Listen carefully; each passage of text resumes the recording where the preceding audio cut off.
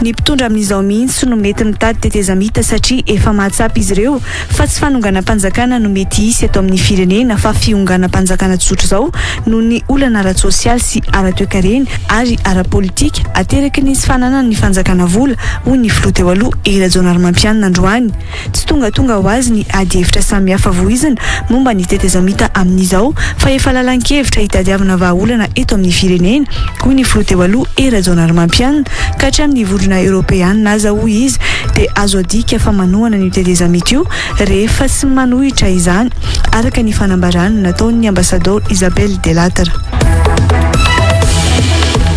Tsy atarika tolom-bahoaka eny amin'ny kianjan'ny 13 Mei intsony ny mpanohitra amin'izao satria efa nakalesona tamin'ny tantara ny filoha Andry Rajoelina izay tafiditra indroa niditra teo amin'ny kianja manan-tantara io nandrava ny fitondrany ny filoha teo aloha Marc Ravalomanana tamin'ny taona 2024 sy nandrava ny fitondrany ny filoha teo aloha Rajaonarimampianina tamin'ny 2024 no izy ireo samy namita bahoaka hoy ny solombavy-bahoaka Naivo Raoldina androany. Rakotra mpitandro ny filaminana moa teo amin'ny Parvianalakely sy teny Mena, Behoririka, Anosy, Ambojatovo ary Antaninarenina androany na tsy nisy aza ny fanamariana ny faha 12 taona ny 13 Mei 1972. Tsy maintsy mandalo eny ambony hopitaly, fianarana, toeram-ponenana, tsena ary toerana samihafa ary tsy anelingelina maso ny fametrahana ny tetikasa teleferika eto an-drenivohitra noho izy ireny natao fitaovam-pitaterana amin'ny tanàn-dehibe Beponina ahafahana mitondra vahaolana amin'ny fivezivezena izay manaja ny tontolo iainana sy manaraka ny fenitra avo indrindra ary ahafahana misoroka ny fandrodanana ety ambonin'ny tany raha ny nambariny sekretera-panjakana miadidi ny tanàna vaovao sy ny toeram-ponenana androany. Tsy iova intsony noho izany raha ny nambariny Gérard Andriamanoisoa ny fatra sy toerana rehetra izay efa nanaovana fikarohana sy fandalinana lalina amin'ny fametrahana io tetikasa teleferika io. Iatrika ny fitsapana amin'ny idirana ho mpiandry tsatokazo ny Paris FC manomboka rahampiso 14 Mei hatramin'ny 12 Mei ho avy izao izakany Rina Rakotoasimbola na inina izay mpiandry tsatokazo ny Baria izay nanainga androany azo any Paris. Efa nisy ny fitiliana ity mpilalao malagasy ity nandritra ny fandalovany ny solitena ny club io teto Madagasikara ary anisan'ny nijerena nina ny lalao ny fanandrina ny Baria tamin'ny Centrafrika teo amin'ny kianja ny Baria Mahamasina ny 13 Martsa lasa teo. Ny antsipriam-baovao avy hatrany aza fionganam-panjakana no isy eto Madagasikara fa tsy fanonganam-panjakana satria ny vahoaka mihitsy no efa mitaraina amin'ny fahantrana sy ny olana misy eto amin'ny firenena amin'izao fotoana izao hoy ny filoha teo aloha Rajaonarimampianina nandritra ny valandresaka arahina ady hevitra notariny teny amin'ny foibe HVM teny Andraharo androany ireo tontolo ara-politika sy ara-toekarena ary ara-tsosialy ireo izy no mahatonga ny tetezamita tafiditra ao anatin'ny mety ho vahaolana misy mivoy mba hoentina amahana ny olana eto amin'ny firenena. Tsy ny tena noho izany no misisika amin'ny fametrahana tetezamita io fa mety ny fitondram-panjakana mihitsy no efa mitaiky an'izany hoy ny filoha teo aloha Rajaonarimampianina. Mitatra ny vaovao mahakasika izay Tojo Rabefatra sy Andry Rabesaotra. Tsy tonga ho azy ny ady hevitra samihafa voizina momba ny tetezamita amin'izao fa efa lala-kevitra hitadiavana vahaolana eto amin'ny firenena noho ny fahantrana sy ny toe-java-misy eto amin'ny firenena izay miteraka ayay any amin'ny fahatomombana ny fividianana hoy ny filoha teo aloha Rajaonarimampianina. Zavatra mampieritreritra dia izao ohatra vetivety kely nisy resaka be le hoe tetezamita efa manidina zao nge ny azo adinitsika resaka tetezamita zany nge ny adevitra amin'izany nge tsy tonga ho azy misy antony ao zany tontolo ara-politika sy ny tontolo ara-toekarena ara-tsosialy zay mahatonga ny olona ametraka an'izany ho anisan'ny zay mety ho vahaolana angambany ao anatin'le izy. Ny olona rehetra zany dia mitady lala-kevitra ny ahoana ny stabilisena ny firenena, ahoana ny ampandrosoana ny firenena, ahoana aloha nefa ny aloha zany rehetra zany no ahitana fitoniana maharitra sy raisan'ny rehetra ary anajana ny demokrasia satria ao anatin'ny fifidianantsika zao eo ny olona no maneho ny tena heviny. Ahoana zany no azahoantsika miantoka garanti na fifidianana zay malalaka raisan'ny rehetra madio manara-dalàna sensisy na izany aza tsy avy aminy no mahatonga ny ady hevitra io ary tsy ny tenany ihany koa no misisika amin'izany hoy Hery Rajonary Mampianina. transition ianao Rajonary Mampianina no misisika dia mba gaga aho a za tsy teto a fa herinandro teo a zany tamin'ny herinandro ato teo na ino an'ilay izy any velany ohatray dadany alahy Rajonary Mampianina dadany alahy Rajonary Mampianina. Mety fionganam-panjakana tsotra zao mantsy no efa ahina isa eto amin'ny firenena fa tsy fanonganam-panjakana ka sao ny fitondram-panjakana mihitsy no efa mitady an'io teteza mity io mba ialana amin'izay ho iatrany ny filoha teo aloha Hery Rajonary Mampianina. Imenareo amin'ity zatra ho teneniko ity satria mantsy misy sasany tonga dia mamaly manao hoe ka ao anatin'izany ange misy foto-kevitra fanonganam-panjakana misy hevitra ohatran'izao dia za hoe tsy resaka fanonganam-panjakana ange mety misy fa resaka fionganam-panjakana be loatra le olona manodidina zay tsy tsika no milaza azy fa nary zareo ara dia milaza hoe sahirana amin'ny arabola sahirana etsy ohatran'izao dia mety avany mihitsy le hevitra hoe orzala raha ingana ihany sao dia mba mamena zy ty zavatra ty fa ndao hitady hevitra mety ho zay le izy dia trandreo zay zavatra zay fa zany amin'ny Rajonary Mampianina manontany an'le izy. Azo adika ihany koa fa manohana ny teteza mita ny vondrona Eoropeana rehefa tsy manohitra izany araka ny fanambarana ny ambasador Isabelle Delattre hoy ny filoha teo aloha Hery Rajonary Mampianina. Noho ny fiemorany demokrasia eto Madagasikara ho izy no mahatonga izany fomba fijery ny vondrona Eoropeana izany. Aza adino a fa ny Union Européenne ny principe voalohany ny Union Européenne dia ny respect ny demokrasia sy ny droits humains et droits de l'homme. Zany a ary efa tsy tanteraka zany dia aza gaga raha hoe tapaka amin'ny financement aza gaga raha hoe manomboka amin'ny teny zareo za dia gaga mihitsy na ianao ny ramatoa ambassador le nilaza hoe zay nge tsy dia tena contre loatra n'izany teteza mity zany fanjaranareo zany zay rehefa tsy contre izy zany dia d'accord izy zany zay le diplomatie zay satria nahoana tsy tenenina satria politika le izy fa tenenina satria rehefa mijery le tontolo misy na ara-toekarena na ara-sosialy na ara-politika dia zao mitotongana zay tontolo rehetrarehetra zay. Nampatsiahy moa ity filoham-pirenena teo aloha ity fa nandritra ny fitondrany no nisiny ny fionana teo amin'ireo filoham-pirenena teo aloha rehetra ka nahafahana nametraka ny fihavanam-pirenena tokoa teto Madagasikara. Aza adino fa tamin'ny Desembre 2014 Rajonary Mampianina no namory ireo filoham-pirenena rehetra teny vato teny misesy teny vato tsy nanaiky ara-tsy tonga tao daholo ary dio zany tsy manao déclaration tsika anaiky ampanetretena fa tsika ny tompona andraikitra ny zavatra nisy nanentina tsy neteta amin'ity firenena ty zay ny fetomboa ny zavatra rehetra mbola mitombona ve zany zao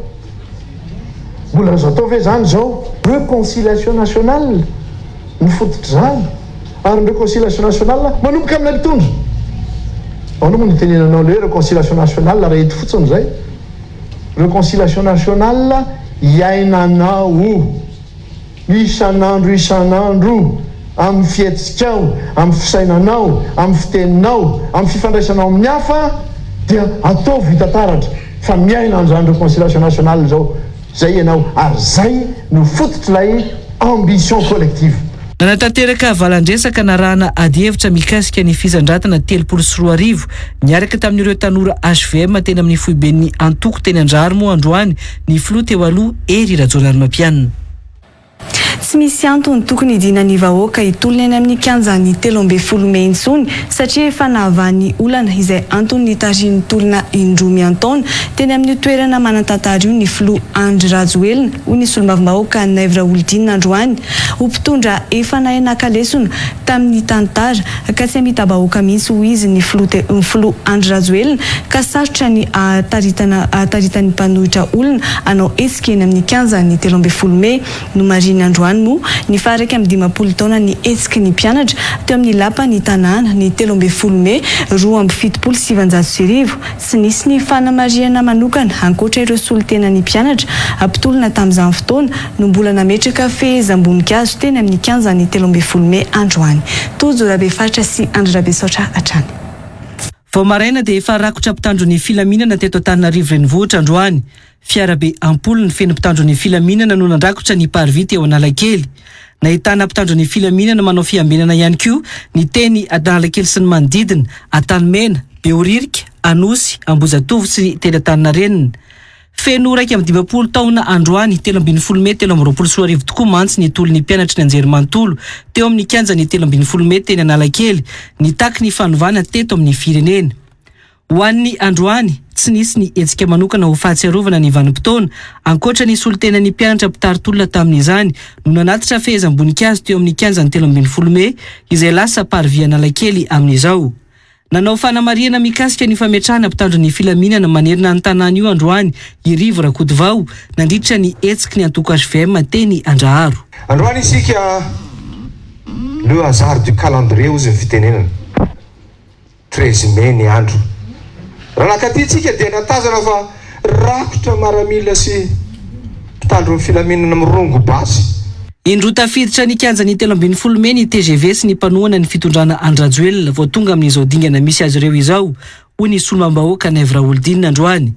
Efa tsy matahotra ny siny ny etsiky ny 13 Mey izany intsony noho izany izao fitondrana izao satria efa nakalesona tamin'ny tantara ka tsy hamitaka ny vahoaka hoy Nèvre Oldine. Izay azo lazaina fa indroa niditra 13 Mey vao tafapetraka soamatsara afaka manatanteraka zao velogano sy ny fihinana zao ny filoham-pirenena ka izay tsy manamaivana 13 Mey satria tantara tsy azo vonoina io eo amin'ny tantara ary fa izay kosa fanay nakalesona hoe raha misy zavatra tsy mety ataonao tsy mifanaraka amin'ny etetam-bahoaka sy famitaam-bahoaka satria namita-bahoaka ny filo teo Lohamakaravanolomanana dia nisy ny 13 Mey 7 satria nivadika tamin'ny filoha Rajoelina sy ny vahoaka ny filoha Eratsonamampianina dia nisy ny 13 Mey 20 zay mampara ny tahaka azy anisan'ny tao tafapetraka dikan'izay efa hitanay zany hoe raha tsy manatanteraka ny etetam-bahoaka ianao sy miady amin'ny vahoaka ianao dia tokony matahotra 13 Mey. Izay nefa filoha Rajoelina sy izay dia malala tsara nakalesona hoe izao ny tsy azo atao raha mitondra firenena. Efa nanova ny kianja ny 13 Mey ho kianja ny fanarenana ny filoha Rajoelina hoy Nèvre Oldine ka tsy tokony hampistolona eny amin'ny kianja io intsony satria mandeha tsara ny fiainam-pirenena. Zany hoe nanova ny 13 Mey tsotrano may fa niverina manara-penitra filoha Rajoelina ary ny tolona nety filoha Rajoelina no nitoy zanay rehefa namadika aminay filoha Eratsonamampianina tamin'ny 20 ka ny 13 Mey zany raha taminay TGV mapara dia nitondra fanovana tany amin'ny fampandrosoana ary tsy tokony hamerina tantara ratsy fanonganana intsony fa fananganana ka raha nanao ny 13 Mey zay dia nandrava dia manangana zay le anako ravana le ratsy tsy nety teo aloha dia natsangana ho tsara ka nanotoerana 13 Mey tsisy azo anaovana itolomana ntsony ary tsisy tolona ho atao ntsony satria nandeha le fiainam-pirenena nahazo fitondrana filoha Rajoelina dia tanteraka daoly azo lazaina fa efa 700 visina zay nampanantenany vita. Tsy ahomby mihitsy ny tolona ho ataon'ny mpanohitra amin'izao raha mieritreritra ny anao etsika eny amin'ny kianja ny 13 Mey ho ihany Nèvre Oldine satria seza fotsiny no ao an-tsain'izy ireo fa tsy fampandrosoana. Ny mpanohitra sy ny tiaka fitondrana dia ny lafy ratsiny foana angaisana ka tsy mahatsotra anao ny 13 Mey anao raha ohatra ka ekitrekitra seza fotsiny tadiavinao tsy hampandroso. Saika voarara avokoa moa androany ny fivorivorina an-dalambe na ny fivarotana na ny etsika ara-kolontsaina teto Andrenivohitra. nangataka ny rosany sy tenirandriana solonyaiko hovidina ho filohampirenena amin'ny fividianana izay ho tanterahina amin'ity taona 2024 ity ireo mpikambana anatin'ny prositeny Atsimondrano raha ny fanambarana nataon'izy ireo ny 4 Mey 2024 lasa teo. Tsapa sy manandanja amin'ny solombavambahoaka ny toliara voalohany sy teny irandriana solonyaiko ny fianona ny vahoaka izay ataony ao anatin'ny miavatoro hoy ny mpitarika ny plateforme de rassemblement et d'ouverture na ny prositeny ao amin'ny distrika ny Atsimondrano ity. Tafajoro ny 4 Mey 2024 lasa teo moa ny komity mpanohana ny siteny irandriana solonyaiko ao amin'ny distrika ny Antananarivo Atsimondrano izay ivondronan'ireo fikambanana sy solotenan'ireo mponina anatin'ireo komuna 4 ao Atsimondrano. Andahora raintsika ny fanampanazavana mahakasika izany. Ambaranay ary fa mitsangana ny plateforme de rassemblement et d'ouverture na ny prositeny eto Atsimondrano izay vondronan'ireo fikambanana maro sy kooperativa ary olon-tsotra ao anatin'ireo komuna 4 atao anatin'ny distrika ny Atsimondrano izay manao izao fanambarana manaraka izao. Hitanay sy tsapanay tokoa fa manandanja aminao ny fianona amin'ny vahoaka ary tsy misy latsa-danja izany ny lafivalon'osy izay ataonao sy ny ekipanao ao anatin'ny miavatoro. Ka mangataka anao izahay mba hiritsahanao ny mpifaninana amin'ny fividianana ny filoham-pirenena izay atao amin'ity taona ity. Afaka mino sy matoky ianao andre matoky fa aorinanao ny vahoakana Atsimondrano.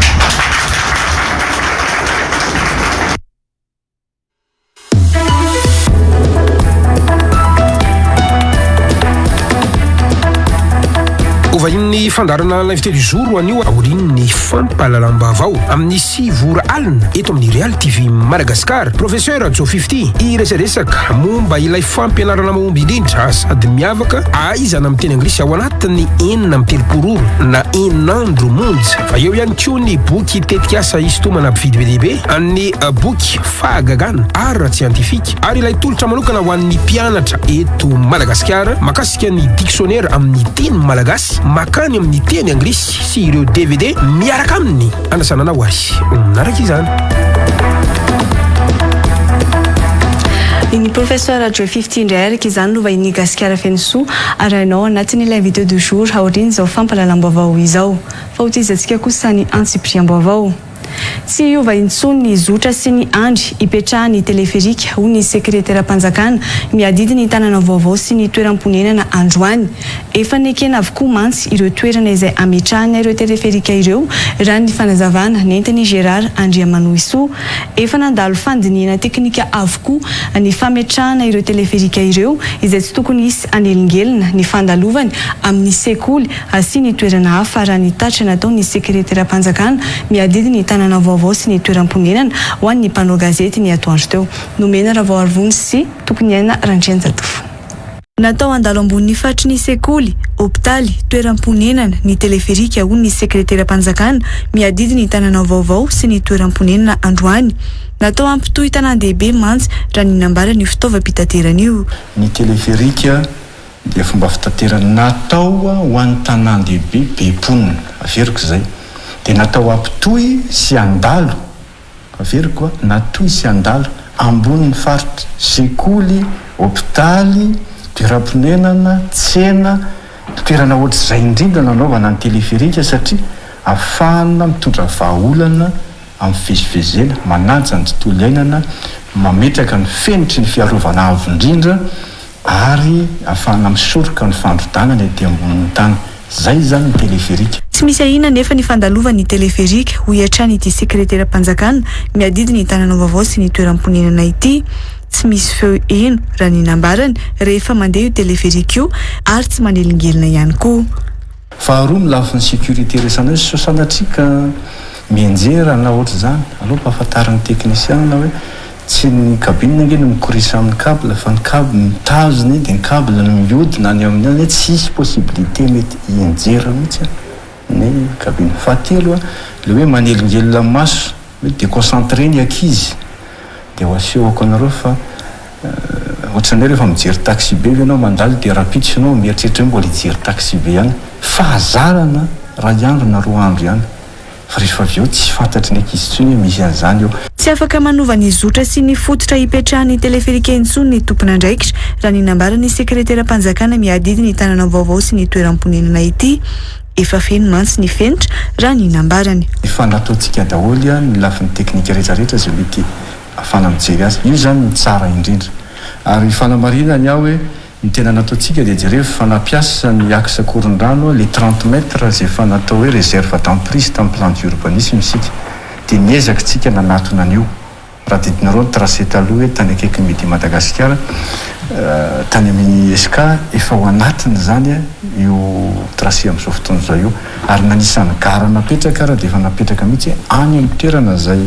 efa ny fanjakana no asianan'le gara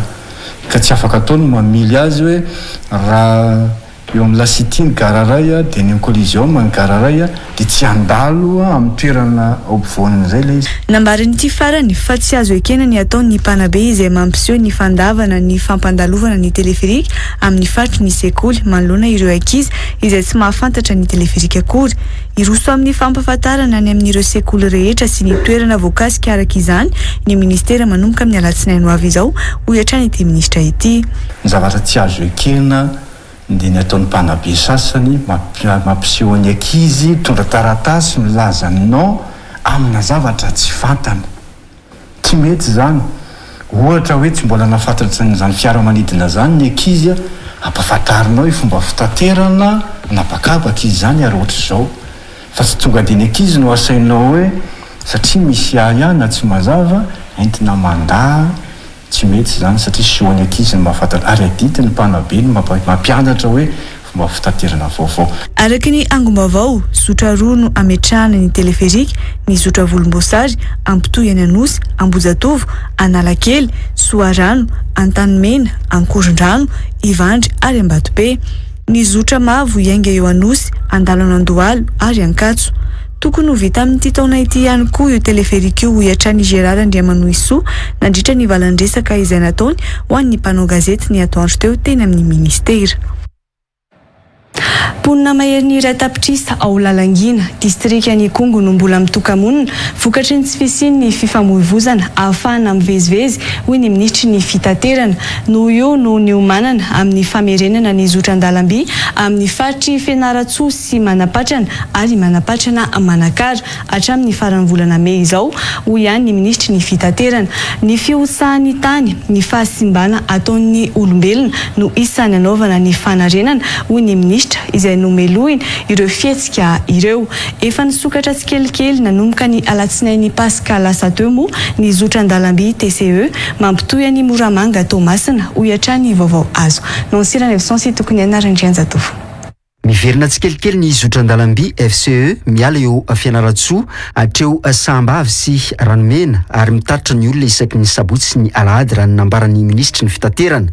efa misy ny fisavana ny lalana manomboka ny Fianaratsoa hatrany Manapatrana amin'izany. Misy fanamboarana be be no atao ao ny nateraka ny voajanahary satria nisy cyclone zany ao nisy éboulement fa ao koa zany fanapana ny ahitra fa manisany mampalahelo dia io koa zany manentana antsika rehetrarehetra tokony andraikitra na olon-tsotra amin'ny fiarovana ny lalamby satria misy alatra ao misy fahasimana ao nateraka ny olombelona io fa tsy resaka voajanahary dia zay anisany zavatra hoe mampalahelo dia tokony hoe iadina zany hoe dia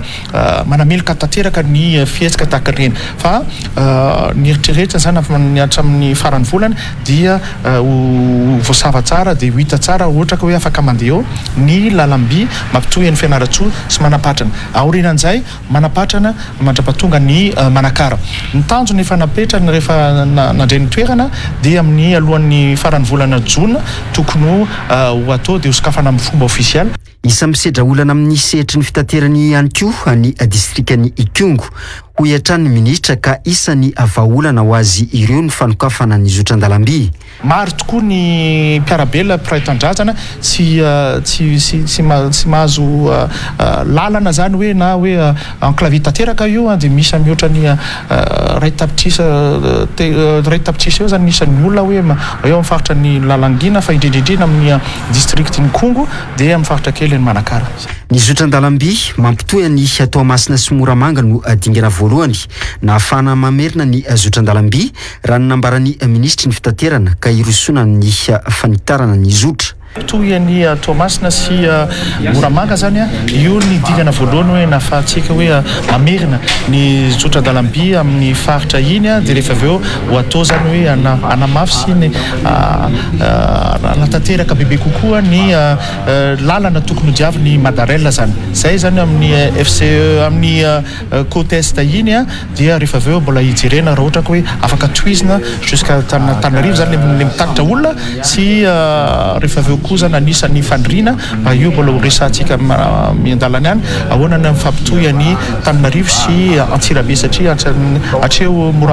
Ambatolampy efa mandeha tsara zany. Ny volonvolona jona ho avy izao no hanomboka hivenina ny zotran-dalamby TCE mpitatitra olona sy entana miala Moramanga mandeha any Toamasina raha ny fampahafantarana avy amin'ny ministera ny fitaterana.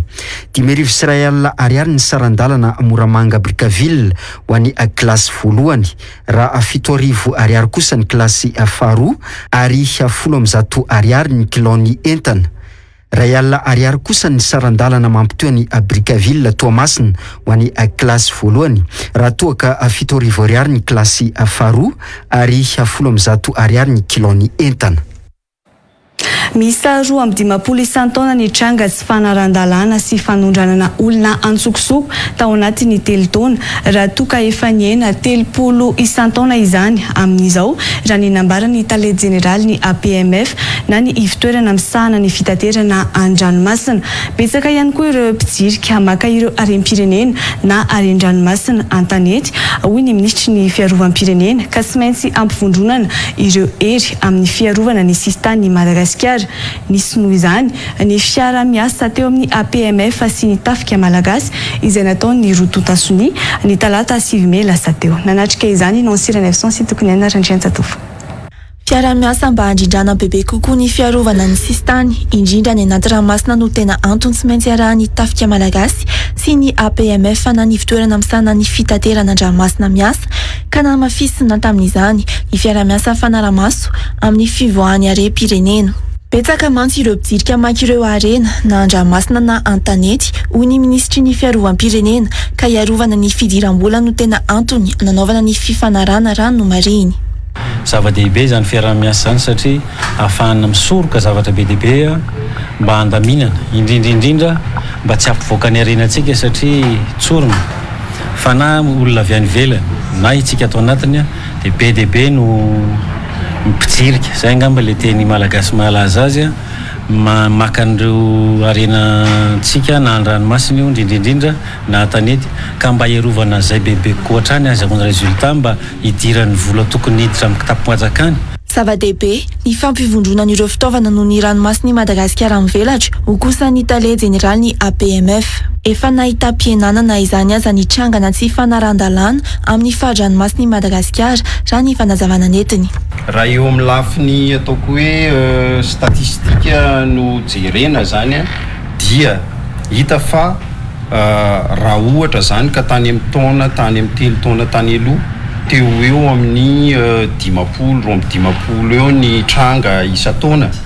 dia ankehitriny zao zany dia efa manomboka miena izy io zany hoe aty amin'ny 30 aty aty zany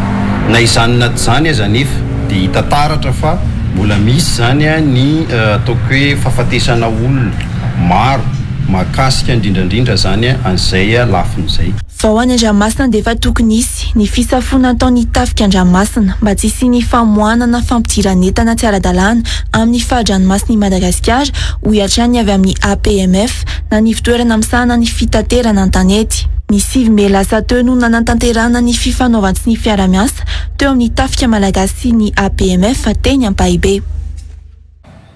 Mitavozavoza amin'ny fanombohana tetikasa ny fitondram-panjakana ka lasa tsy mampirisika ireo mpamatsy vola hiditra amin'ny tontolon'ny fandrarana eto Madagasikara raha ny nambarany Terry Rajohn filohan'ny GEM na ny vondron'ny orinasa tsy miankina eto Madagasikara. ela loatra mantsy ny fampiarana izay noraisina ohatra ny tetikasa volobe izay efatra amin'ny taona 2024 no nanomboka ny fangatana ny fampiarana ny tetikasa saingy tsy mbola miainga hatramin'izao ho ity filohan'ny vondrony orinasa tsy miankina ity isan'ny nahazony Madagasikara noty ambany tamin'ny tatra nataony banky iraisam-pirenena tamin'ny taona 2024 momba ny tontolon'ny fandraharana nefa ny sehatry ny angovo izay tsy mbola ahitana vahaolana ihany koa hatramin'izao raha ny nambarany GMA hatrany tao anatin'ny valandresaka ho an'ny mpanao gazety Nansira 900 tokony anarendrianjatofo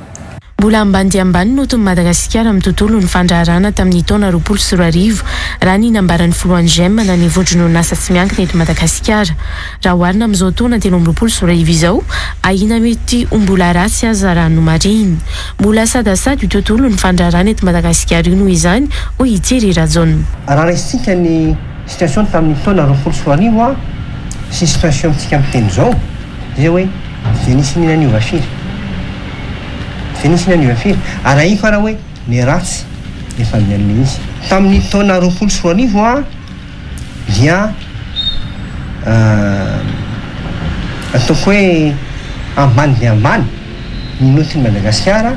eo amin'ny climat des affaires raha tsy diso hoa toto amin'ny 34% nga à peu près 34-35% les noty ary ny classement Madagasikara nidina be taty amin'ny 50 sur 180 mbola olana ny tsy fahazona misitraka ny angovo araka ny tokony ho izy ary efa voafatra tao anatin'ny tatra nataony taona 2024 farany teo izany ho ihany Thierry Rajon efa miaina anatin'ny olana amin'ny fisitrahana angovo io i Madagasikara nefa hatramin'izao tsy mbola misy ny fitadiavana vahaolana hafa ahafahana misitraka angovo azo avozina ho ity filohan'ny vondrony orinasa eto Madagasikara ity tao anatiny nahazony Madagasikara nota ratsy indrindra nefa izany tamin'ny taona 2024 io ho iatrany ity filohan'ny GM ity accès à l'énergie fantasinga c'est un commentaire fa hoy zay hoe singa zao telopolo non telo amby roapolo sy roa arivo fantasinga ny problème zerama fantasinga ny problème de lestage amitsika miteny zao a fantatra fa tsy ampy ny herinaritra vokariny nefa tsy mbola misy concrétisation na projet-na iray aza mombana construction na barrage hydroélectrique ahafahana anatsara izany situation izany amitsika miteny zao misy ireo contrat efa voasiny na cours de négociation fa tsy mbola misy concrétisation tsika mitony zao atsfanto hoe rovina noho ny fitavozavozana amin'ny fanombohana ny tetikasa ny mahatonga ny mpamatsy vola tsy mirosy itsony amin'ny tolotra hafa ho ihany Thierry Rajon no napetraka moa izy afantany izay tamin'ny filohan'ny publika dia niteny izy hoe mametoky ao izy fa amin'ity volana jioty ho vosiny ny contratny volobe izay teny mazara mihitsy fa raha ohatra ka tsy vitasiny io d'ici 1 an dia hiataka izy tsy ho ataontsony projet io donc le olona efa hoe zany izay miandro fotsiny ny fanosiny ela loatra le izy toena sika volobe efa tamin'ny 2015 gne no nisy an'io appellation d'intérêt io efa 7 taona zay ireo olona efa s'intéressé à Madagasikara zany miandro fotsiny hoe ahafanao l'investissement fa noho izay fitavozavozany zay dia tsy manosika an'ireo izay mbola tsy eo ho avy anao tolotra satria raha mila fotoana be sarotra be tahaka zany ve ny fanaovana misy Madagasikara anao hoe mijery fihinana hafa fa efa tsy mainky nareo misy fihinana hafa mainky antononareo namafisin'ny Thierry Rajon moa fa ny famokarana ihany no tena mampiakatra ny tontolo ny fandraharana amin'ny taona 2024 afaka mampiakatra ny karama farany ambany hatramin'ny 500 ny vondrony orinasa tsy miankina raha ny nambarany filohan'ny GM Thierry Rajon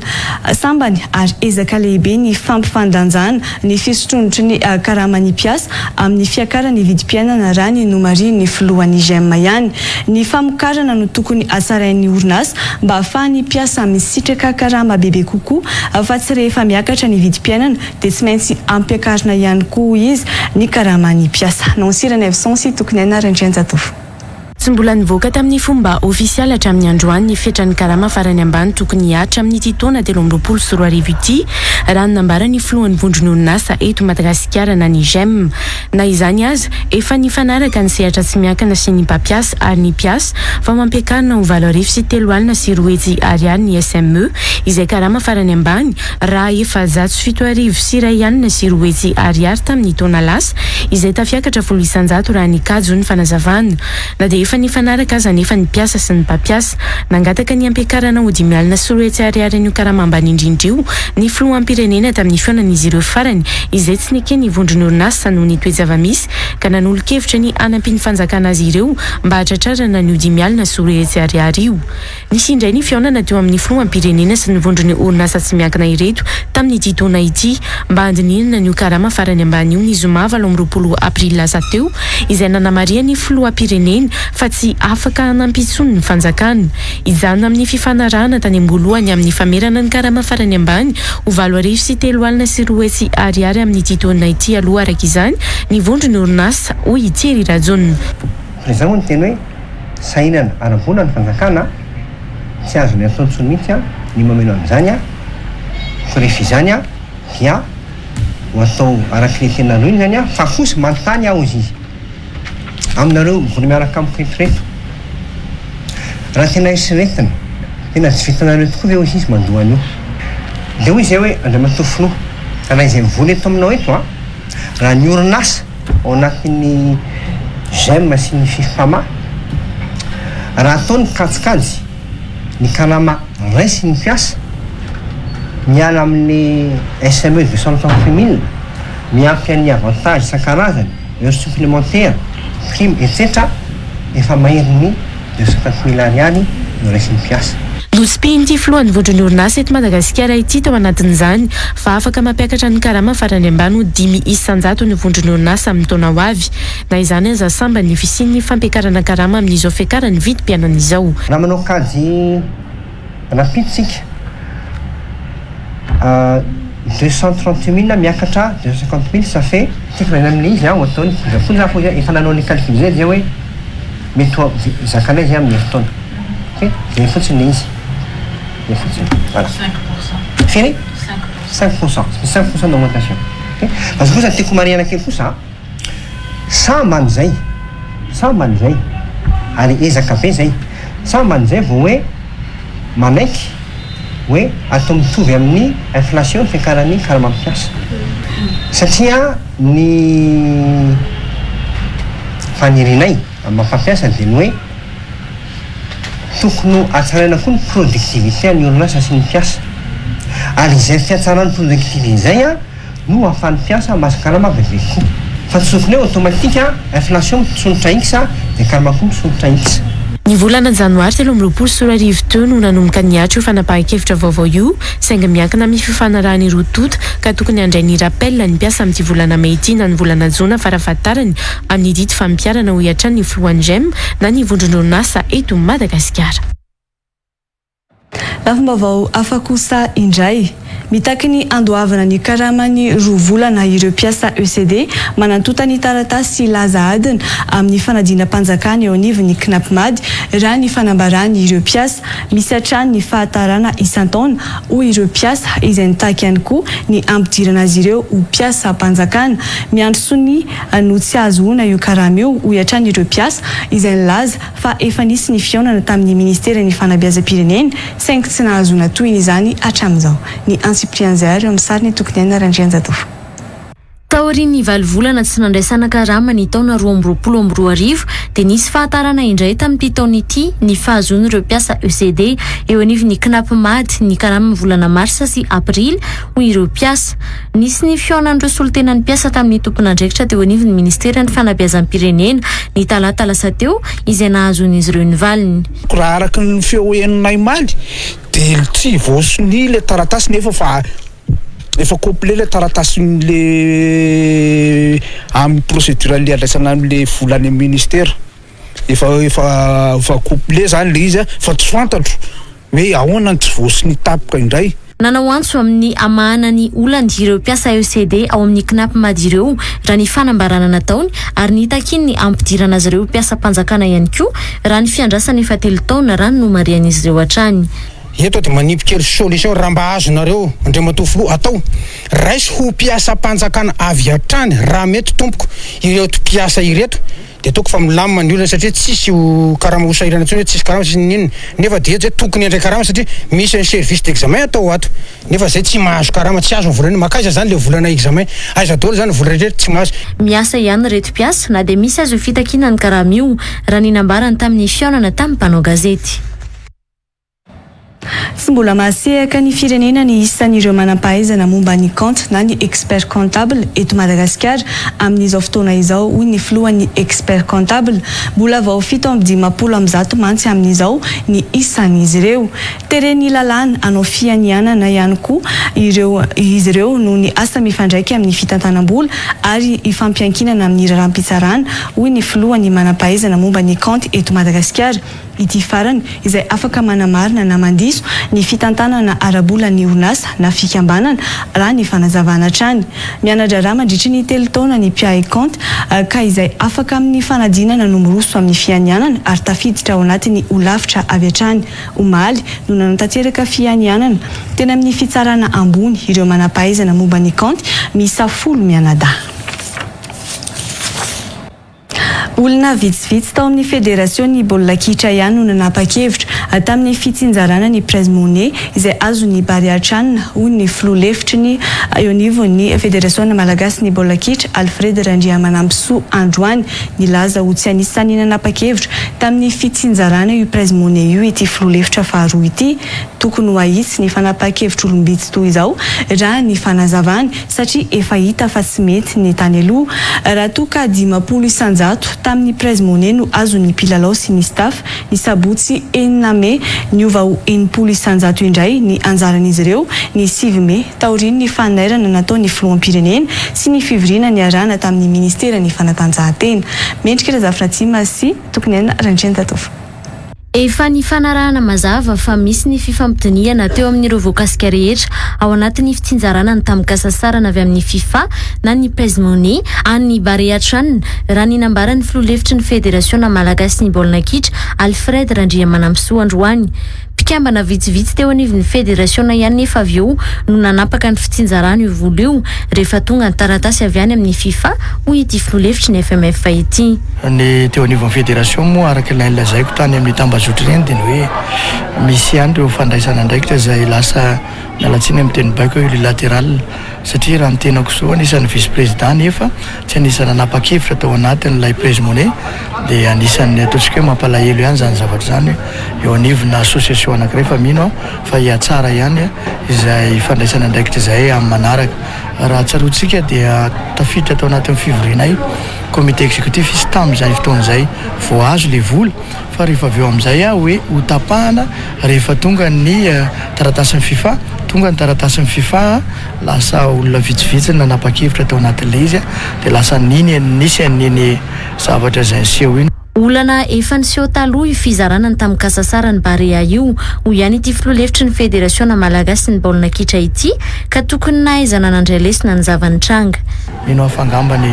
hoanatra ny amtrisa izay fanapa-kevitra an'olona vitsivitsy zay ary efa hitantsika fa tsy nety le izy tany aloha dia tokony ho ahitsika foana fa lasa manjary manahirana satria association dia sahany eto fa tsy olo-tokana na olona roa na telo eo anivon'ny federation. Araka ny fanambarana izay navoakan'ny federasiona malagasy ny baolina kitra ny 7 Mey 2022 lasa teo tao amin'ny pejy Facebook ny mahakasika ity prize money ity moa atolotra ho an'ireo mpilalao ny Bariatrana ny 80 isanjato ny vola ary ny federasiona no izara ny 70 isanjato raha ny tapaka nandritra ny fiaonana izay nakeny rehetra indrindra ireo mpilalao araka ny fanambarana navoaka ny FMF. Raha atao araka izany ny kajy $3 amin'ny $10 izay total ny prize money no anjaran'ireo mpilalao sy ny mpiandraikitra ny staff raha toa ka $2 no tsinjarain'ny FMF amin'izay izarana azy. Araka ny fantatra hatreto misa 430 ireo mandrafitra ny mpilalao sy ny staff Bariatrana. Andray $700 sy $20 isan'olona moa ireo mpilalao sy staff andray izany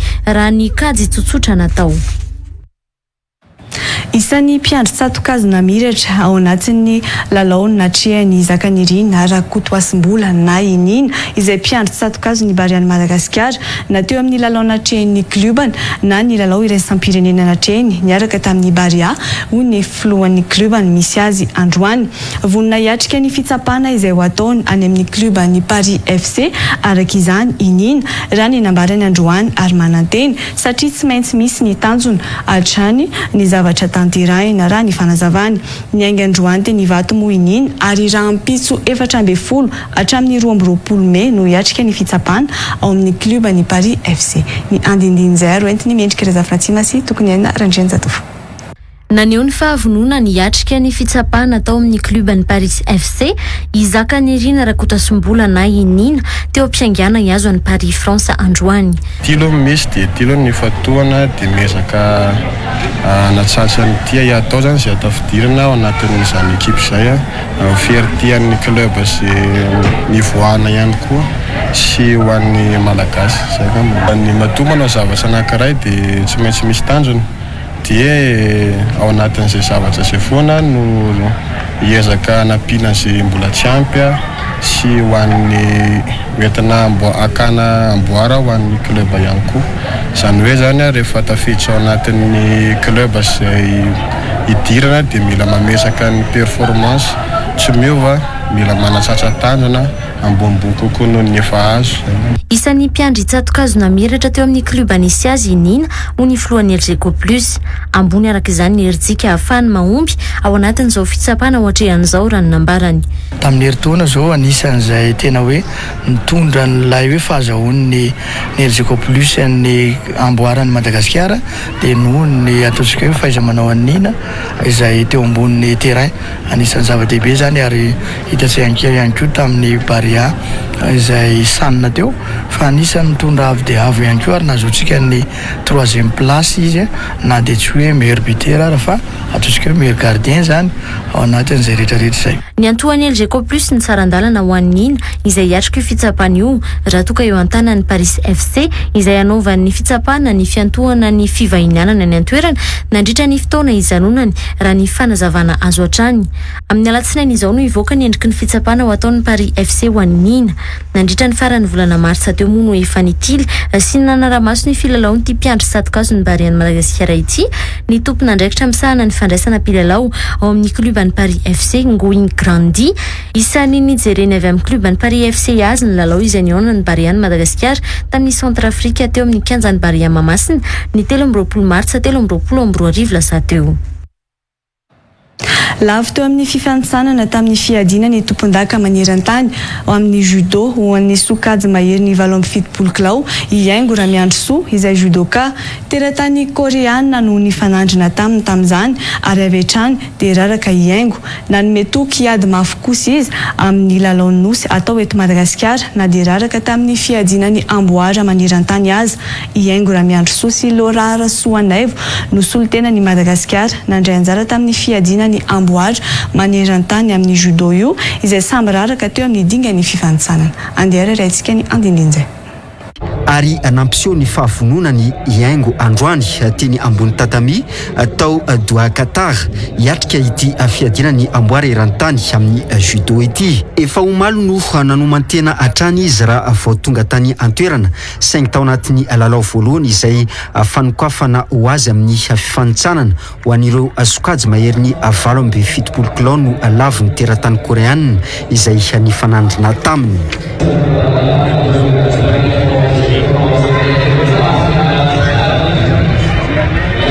Kivy anefa Iengo raha ny noamarininy saingy avonina hiatrika ny fifanitsanana rehetra kosa. Sotra iram-po tamin'ny famoahana taty-bola izay natao taty-Doha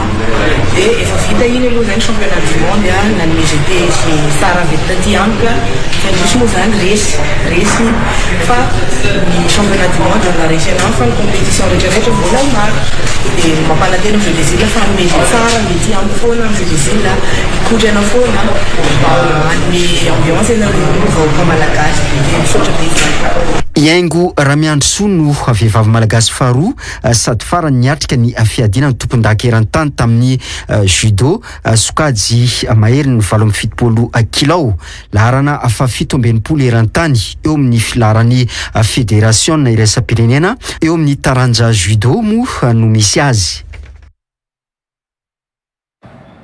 Nodimandry androany maraina izafinera Claudine Robert vadiny Jojoby tompon-daka ny Salegy isany nandrafitra ny tarika Jojoby antonany maro ihany koa izafinera Claudine Robert narary ary notsaboana nandritra ny fotoana naharitra ity mpanjakavavy ny Salegy ity ary efa nanaraka fitsaboana tany ivelany ihany koa raha ny taritra nataony tarika tao anatin'ny page Facebook ny androany tao anatin'ny page Facebook ny ihany koa i Jojoby no nanao fanambarana ny amin'ny fahalasany ny vadiny io anilazany fa nilaozany manangy tsy mirenireny fa mamelombady amanjanaka atsika anisany nahafantarany ny olona any vadiny Jojoby ny hira nampitondray ny lohateny hoe tsy irenireny. Ny fianakaviam-ben'ny Real TV sy ny Real News moa dia mirary fiononana feno ho an'ny fianakaviany Jojoby.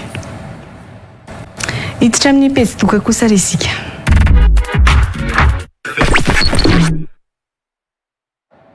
Fa ho tanterahina ny 5 ny 7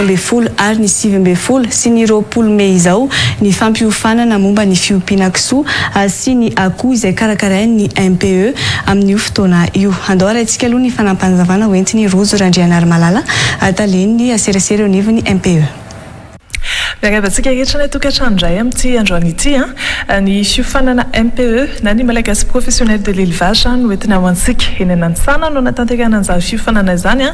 ka amin'ity volana Mey ity dia toy izao indray ny fandahara ny fiofanana ny fa-15 ny volana Mey isika izany hoe ny alatsinainy ho avy izao dia hiofana mahakasika ny fiompiana akoho fakana nofo ny fa-17 ny volana Mey kosa no hiofanantsika mahakasika ny fiompiana kisoa ny fa-18 ny volana Mey no ianarantsika mahakasika ny akoho mpanatody-lava ary ny fa-20 ny volana Mey no ianarantsika mahakasika ny akoho gasy eny amin'ny MPE Nanisana no anatanterantsika ny fiofanana manomboka amin'ny 7 sasany maraina ary tsy tapitra izany raha tsy amin'ny 10 arivo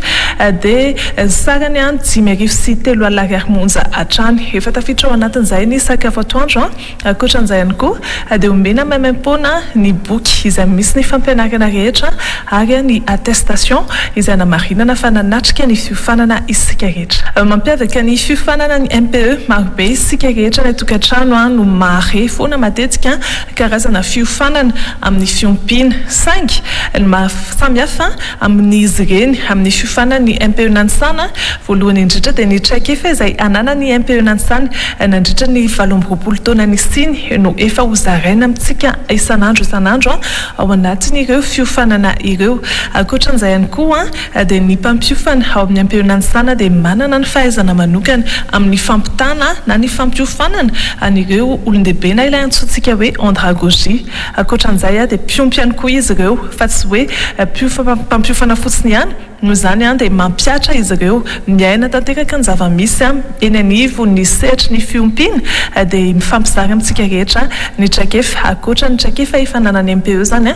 dia ny traikefan'ireo mpampiofana ihany koa izay hitany any anatin'ny seratra mivantana dia hozarainy amintsika rehetra ao anatin'ny fiofanana. Mamaly fantaniana tsara izy ireo indrindra ho an'ireo fantaniana izay tsy voalaza ao anatin'ny fiofanana dia mbola misy ny fotoana izay natokana ho antsika hamalina ny fantaniana. Misy ihany koa ny évaluation na ny fanomezana ireo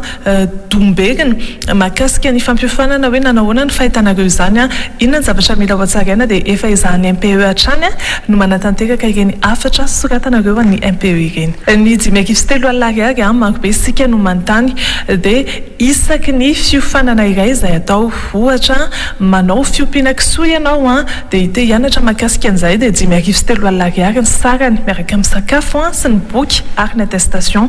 Raha toka mbola te hanatevina ihany koa ianao any amin'ny fiompiana akoho mpanatody-lava ohatra dia mandoa 5 alina ariary fandroany any amin'ny fanotelona ianao a mahazo fihenam-bidy indray ao anatin'ny adiny 7 tsy tapaka ny fiofanana izay atolotry ny MPE ao anatin'izay fotoana lavabe zay sika dia marobe ny zavatra ho hitao ampianarana antsika rehetra izay ho avy hanao ny fiofanana aloha voalohany indrindra manomboka any amin'ny fananganana ny fiompiana izany hoe tanjon'ny MPE ny andananareo tsirairay avy vina ao anatin'izay fiompiana izay andeha ho any amin'ny lavitra hatrany dia ampianarana antsika ao any mahakasika amin'ny fananganana fiompiana lehibe na kelikely araka izay fa efa mividy ny tsirairay avy ankoatran'izay ihany koa dia eo ihany koa ny fananganana ny trano ny fizahana ny fahasalaman'ireo biby ny fijerena ihany koa ny toerana mety hanaovanareo ny fiompiana dia hoe ina ny fiompiana mety amin'ity toerana ity na manana trano toy ny ahoanareo ohatra dia afaka antaninareo ny teknisiana izany mandritra ny fiofanana ankoatran'izay dia ianarana ihany koa ny mahakasika ny sakafon'ireo biby ireo mba hatonga azy ireo hitombo haingana sy azahoana lanja tsara mba tsy ho tonga any amin'ny hoe matiantoka ianareo rehefa manao an'izay fiompiana izay ary farany dia ampianarana antsika ihany koa ny fitantanana ny vola izay anaovana ny fiompiana mba hatonga antsika azo vokatra tsara any amin'ny famoahana ny vokatra rehefa avy eo ho an'ireo izay maniry sokatra anarana dia raiso avy hatrany aloha ny laharany tarobia ahafahanareo miantso na mandefa SMS ny anaranareo feno sy ny fiofanana izay ho ataonareo ny 038 22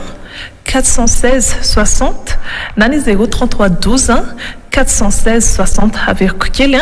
038 22 416 60 na ny 033 12 416 60 afaka miantso avy hatrany na mandefa SMS dia gatoa ka tsy mahatratra ny amin'ny ity volana ity dia amin'ny volana manaraka indray misy satria dia voafetra ihany ny toerana ka avy hatrany aza miandrela fa tonga dia miantsoa ahafahanareo mamandrika ny toerana hanaovanareo ny fiofanana raha manana faniriana hanao fiompiana ianareo dia aza misaraka amin'ny MPE nanisana matokisanay ao anatin'izay fanomezana ny fiofanana izay fa dia anome sy izara ny traikefa izay anananay tao anatin'ny 17 taona izay ao anatin'ny fiofanana tsirairay ataontsika dia ampatsahivoko kely ny daty ho antsika eto Antananarivo ny 15 ny volana May dia misy ny fiofanana ho an'ny akoho fakananofo ny 17 ny volana May kosa ny hofanantsika ho an'ireo zalena amin'ny fiompiana kisoa ny 19 ny volana May ny akoho mpanatody lava ary ny 20 ny volana May no anaovantsika ny fiofanana ho an'ny fiompiana akoho gasy eny amin'ny MPE nanisana trano ny toerana tsy manana toerana hafa ny MPE fa dia eny nanisana no anaovantsika ny fiofanana manomboka amin'ny 7 sasany maraina ary sy tapitra izany raha tsy amin'ny 5 sy 3 alariary io teo ny sakam-piofanana dia efa tafiditra ao anatin'izay ny sakafo atoandro efa omena boky ihany koa ianareo omena ny attestation na marinana fa nanatrika ny fiofanana. Wow!